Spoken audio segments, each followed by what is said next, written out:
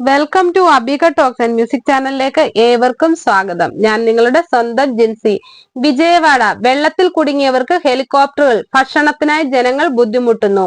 വിജയവാഡ വെള്ളപ്പൊക്കം. വിജയവാഡ സിംഗ് നഗറിൽ വെള്ളപ്പൊക്കത്തിൽ ദുരിതം അനുഭവിക്കുന്നവർ ആവശ്യ സാധനങ്ങളും നല്ല വെള്ളവും കൊണ്ടുപോകാൻ അവർ വീടുകളിൽ നിന്നും പുറത്തിറങ്ങി അങ്ങോട്ടും ഇങ്ങോട്ടും പോകുന്നു. 4 അടി താഴ്ചയുള്ള വെള്ളത്തിലൂടെയാണ് ഈ അപകടകരമായ സഞ്ചാരം. വെള്ളപ്പൊക്കമുണ്ടായ സ്ഥലങ്ങളിൽ ഹെലികോപ്റ്ററുകളിൽ ഭക്ഷണ വിതരണം നടക്കുന്നു.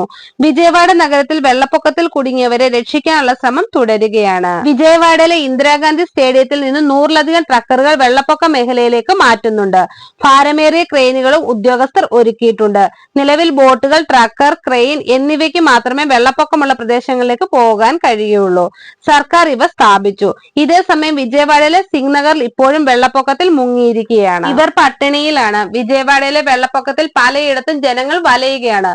ഡ്രോണുകളും ഹെലികോപ്റ്ററുകളും സർക്കാർ ഭക്ഷണവും വെള്ളവും നൽകുന്നുണ്ടെങ്കിലും എല്ലാവർക്കും ലഭിക്കുന്നില്ലെന്നാണ് പറയുന്നത്. വിജയവാഡയിലെ പ്രളയബാധിതരെ സഹായിക്കാൻ മേഘ മുന്നോട്ടിറങ്ങി. 1.5 ലക്ഷം പേർക്കാണ് പ്രഭാത ഭക്ഷണവും ഉച്ചഭക്ഷണവും വെള്ളക്കുപ്പികളും നൽകാനാണ് തീരുമാനം.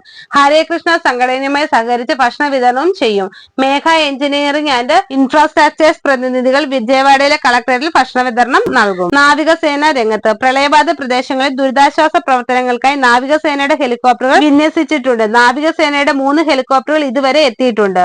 ഹുക്കിംഗ്പേട്ട് എയർബേസിൽ നിന്ന് 4 ഹെലികോപ്റ്റർ കൂടി എത്തും. വെള്ളപ്പൊക്ക മേഖലകളിൽ ഹെലികോപ്റ്ററുകൾ വഴി ഭക്ഷണവും ശുദ്ധജലവും എത്തിക്കാൻ നടപടികൾ സ്വീകരിച്ചു. ഇതുവരെ 2,97,500 പേർക്ക് ഭക്ഷണവും ശുദ്ധജലവും നൽകി. ഉത്തരാന്ധ്ര ഭീഷണി. മറ്റൊരു ന്യൂനമർദ്ദം വടക്കൻ ആന്ധ്രയ്ക്ക് ഭീഷണിയായി.